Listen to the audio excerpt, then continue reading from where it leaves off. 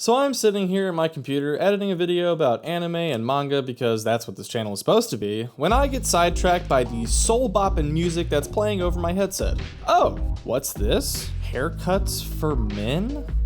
I can't really think of a joke for that name that isn't already in their comment section, so screw it. What or who is Haircuts for Men? I came across them as many did earlier this year when reposts of their music kinda just blew up across YouTube recommended. As literal millions of others did, I clicked on this seemingly old album and was swept away by soothing, reverberating melodies with a soulful, driving beat underneath. Now I know this is already pumping the brakes for y'all. Ooh, Papadop, this guy is just another lo-fi hack. Oh, he's just another vaporwave shaft rider. So let's break a couple things down for all the people that really enjoy buzzwords. 1. What is vaporwave? Vaporwave is a music genre branching from electronic chillwave. Quoth aesthetics.fandom. Wait, okay, thanks for fucking nothing, aesthetics fandom.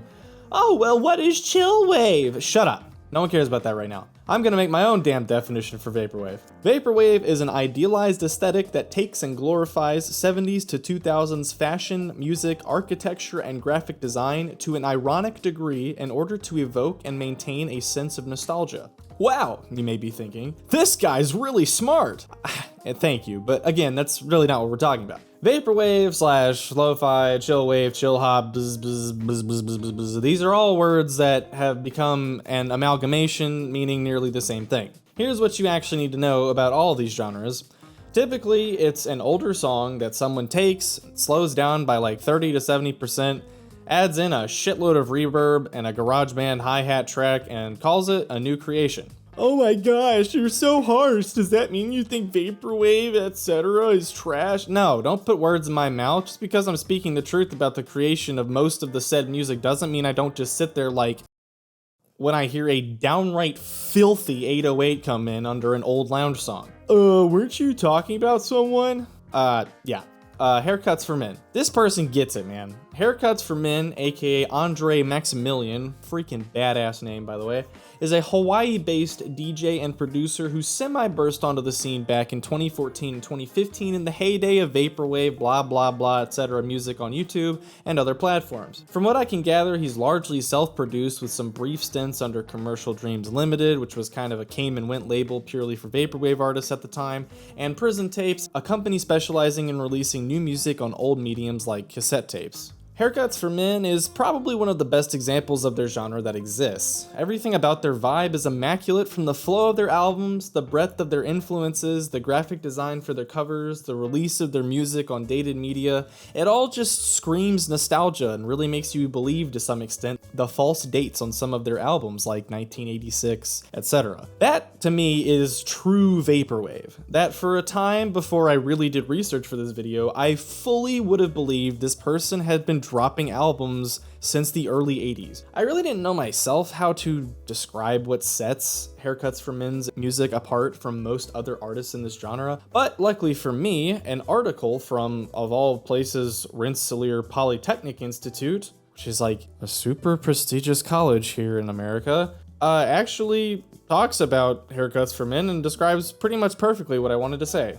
The album Down, Tumble, and Die was released by Haircuts for Men in 2018. The tracks featured by Haircuts for Men also were much less vocal heavy when compared to other staples of the genre, and often carried a much wider variety of emotions than the, at this point, overplayed 80s, 90s, and 2000s nostalgia. As an example of this is the way Haircuts for Men uses sampling in his song Half-Life. This song makes heavy use of the song Perspectives by Christian Scott. However, it also changes many of its beats in order to better carry forward the song's overall melancholic tone. The distortion imbued into the piano and trumpet throughout, along with the slowed pace of the music itself, highlights the subtle melancholy of the original sample. It is as if the undertone to the original song is brought out to center stage, with the droning melody of the piano growing to overcome the trumpet as the music goes on. This was an article by Vaughn Greason on Haircuts for Men, Macro Blank, and the New Vaporwave Aesthetic. This description, especially the latter part concerning him using other songs, but changing them so fundamentally that the entire tone and substance of the music itself changed, is what really sets Haircuts for Men apart from most other artists in this genre and its close cousins. I find Haircuts for Men's use of more obscure songs like Inner Ocean Scene, Pressure, and other lesser known examples of early R&B, lounge, and the like really ups the sense of nostalgia than, say, another rendition of Flight A Chinatown or something. All of this is to say, just go listen to Haircuts for Men. I'm leaving links to all their socials, Bandcamp, SoundCloud, etc. below, along with all of my sources, etc. for stuff I could actually verify about them.